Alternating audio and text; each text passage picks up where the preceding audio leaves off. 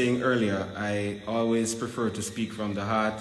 I opened a speech that I really sat down and put mind to paper in communicating effectively without being too long-winded in the events that have transpired in the last few months, particularly in the last 24 hours.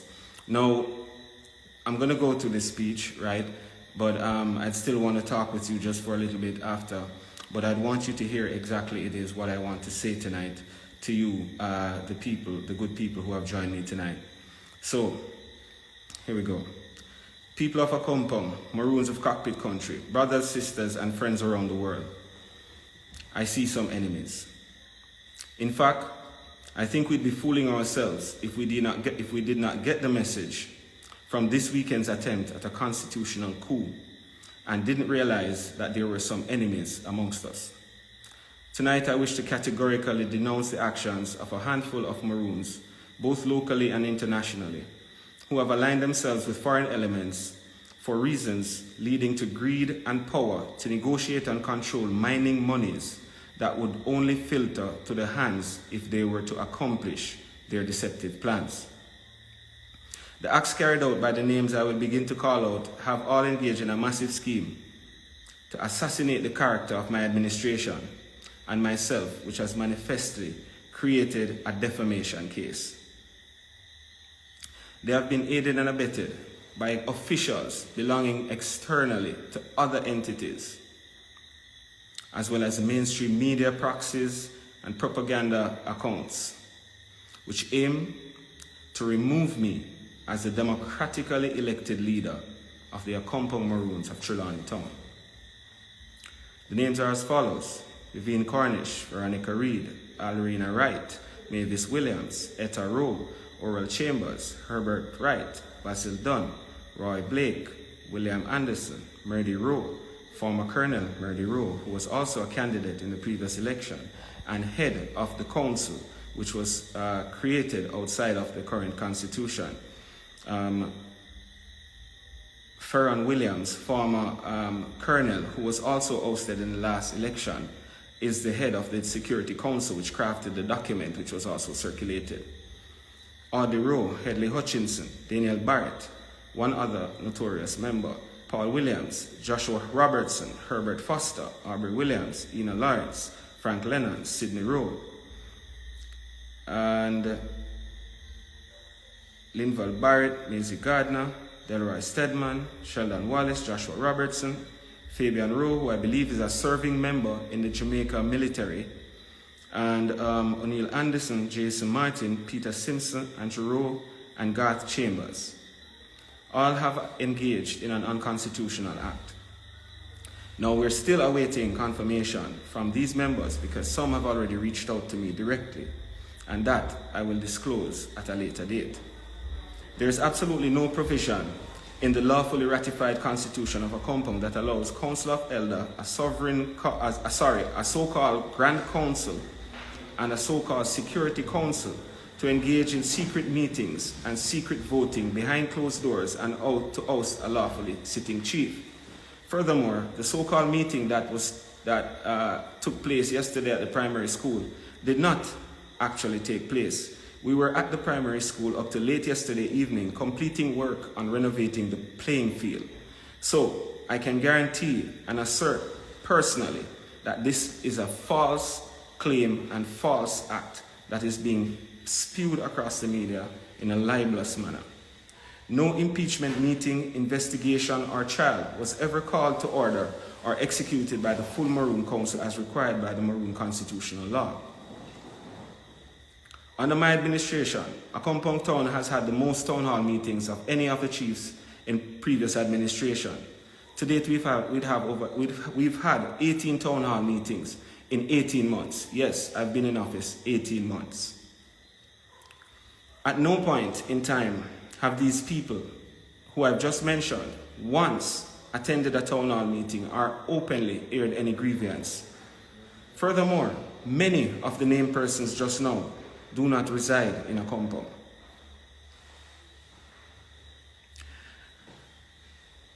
Most of these names are people, as I mentioned, are loyalists of former Colonel Williams. At the same time, as I said, there are others who have reached out to me since, quite contrary to what this document would outline. Therefore, it is very easy to establish who the players are and to see with common sense the concerted efforts to try and remove me from this office as soon as possible, perhaps before September 30, which is the next court date. There has been much evidence released recently to the public since the efforts to have a joint operation with the Jamaica Constabulary Force did not materialize, which can prove that Farron Williams, his previous administration, misappropriated and possibly embezzled maroon funds from their Compound Town bank account. I have shown where $1 million was siphoned through the Compound Development Foundation banking account, US dollar account, that was not disclosed to the community nor the council, nor was anyone notified of this money. Mr. Williams and his associate, Timothy McPherson, were the only two signatories on this account. When Mr. McPherson was questioned recently on his sojourn here to a compound, he declared that that was a personal account and not the state account, even though it was created under the entity registered a Compound Development Foundation. To this date, there's no accountability as to where those funds went, but we do have physical printouts and also ledgers showing where these monies would have been sent to, many accounts to which monies were transferred to, many elements and factors external to a compound and a compound's governance, particularly the Maroon Secretariat, which is now known as YCOIL, showing up in this bank account. Many issues, many individuals, from my community receiving monies from this account. Within less than 2 years, approximately $1 million. And just this one account that was found was siphoned, and to this day we have not received any answers. This building that I'm now sitting in was built as a part of a banking venture to which the said players were part and party to. This building was announced with a groundbreaking ceremony to the community as a town hall building, meaning the office of the chief, the meeting rooms, and staff headquarters would be located and operate in perpetuity, similar to the White House, King's House, etc. Mr. Williams has returned this year claiming the building, saying it's his personal property.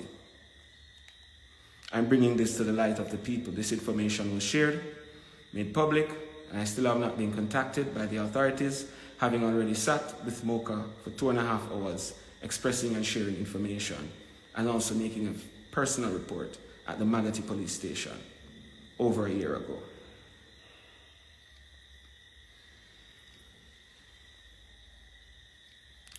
So to witness the gall that Mr. Farron Williams, who was just 18 months voted out of office in a democratic election where the people made their voices heard, after 11 years of stress, duress, and coercion under his leadership, got to extremes to assemble a team of people to carry an unlawful attempt to overthrow a chief, that this man will go at any extreme to become the chief again.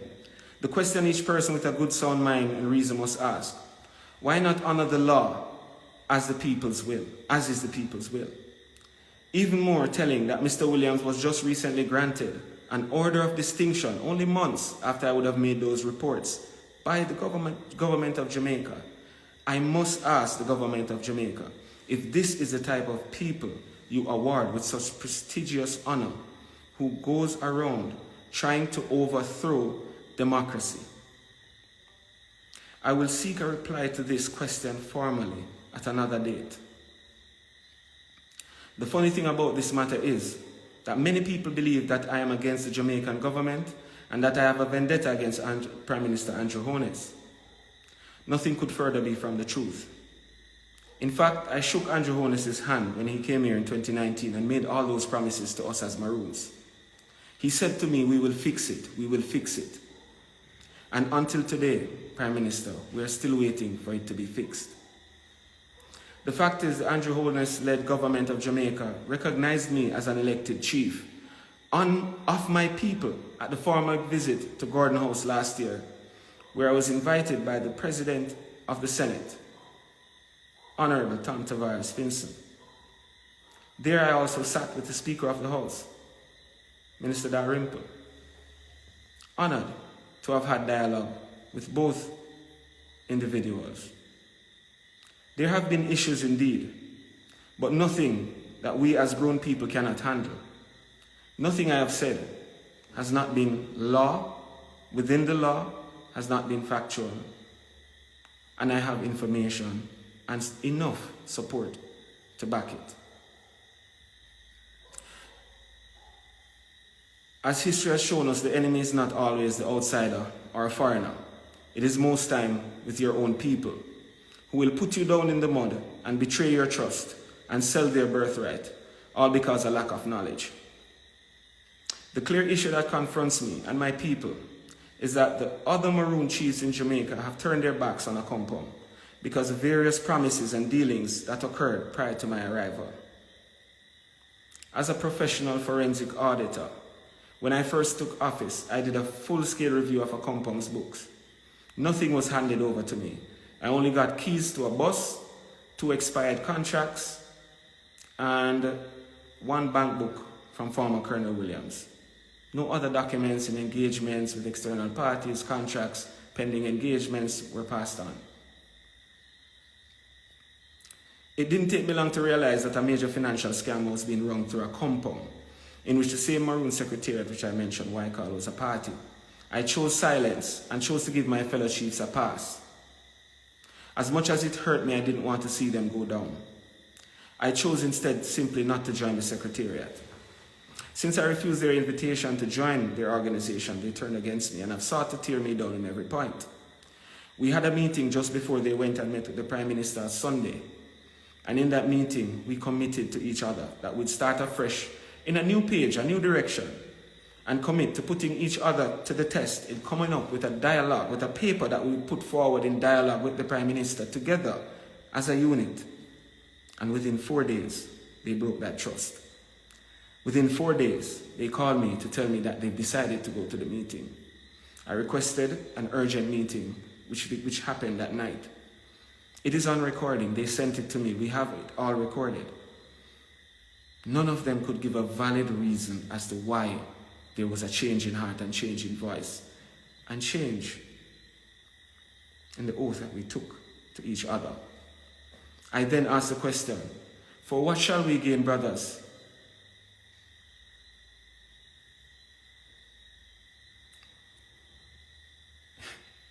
It really hurts.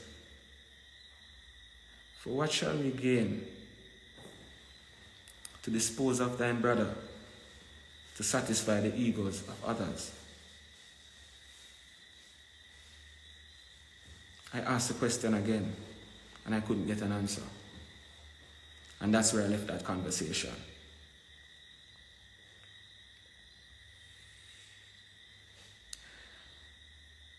I inherited a mess. And because I chose not to dip my hands in the mud with them, they have made me the enemy. As it concerns Moortown, I never attempted a coup. I could never have been the leader of Moortown, nor would I ever want to be. It is young Hope who asked me to support her. I tried my best to explain to her the deep challenges and how difficult it could have been in such a position. Hope has a burning passion for her culture, a fire that cannot be quenched. All I could do was give her support as she asked and begged for me to come over and visit just the people of Moortown. I did call Colonel Sterling on my arrival in Moortown. He told me he was away and in the bush and could not see me at that time, but he would convene with me if he was down within time. He didn't. I went and visited 2 districts with Hope and returned to a compound. The following week, carrying out their own process as they would have exercised it in past, an article was published that I was stopped heading to Moortown, which was false. I was in a compound reading that Gleaner article saying I was stopped by police heading into Moortown. False.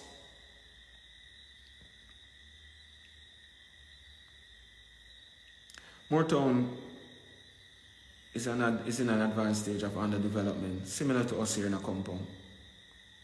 I saw this for myself when I went there.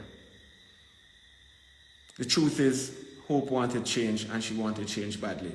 Just like so many of us young, bright, aspiring young minds in these crevices and corners of what you know as Maroon communities.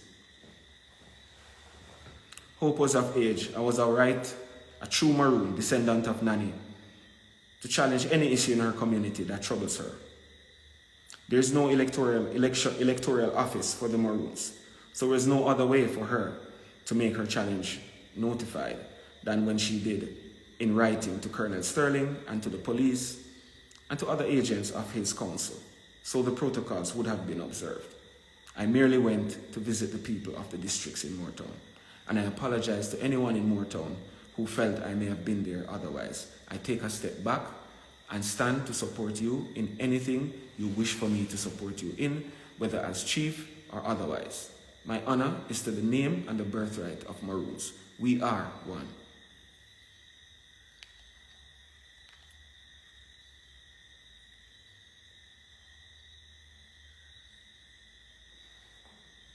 So I say this in conclusion. The only way we're going to solve it, we got to unite. We got to work together in unity and harmony. And birthright and nationality are the keys.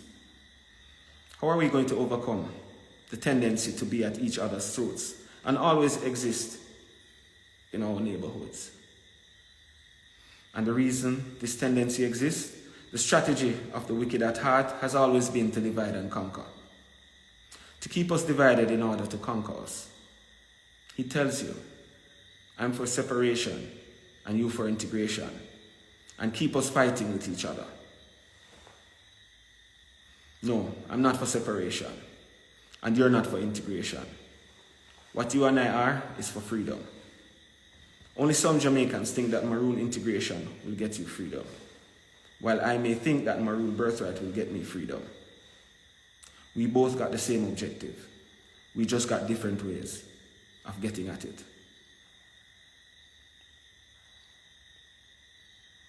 Since the ratification of the Maroon Constitution that was adopted in 2004, with Colonel Ferran Williams was also sworn under the Maroons, have strived towards honoring the laws as much as we have honored the 1738 Peace Treaty. The problem here, as I have repeated, is greed and power. What is in the dark must come to light, and my administration will continue to protect the democracy we have created within the Maroon territory so as to become a part of a civilized world. If Maroons who are listening to me right now do not understand the magnitude of this situation and that there are forces willing to take away what our foreparents left for us, and some of these people are Maroon traitors who would have sold out for promises of wealth. To those turncoats, I will say this. It will be the ballot and preserving our birthright, or it will be self-destruction. It will be liberty, or it will be death. And if you're not ready to pay the price, don't use the word freedom in your vocabulary. I honor you and thank you tonight for joining me.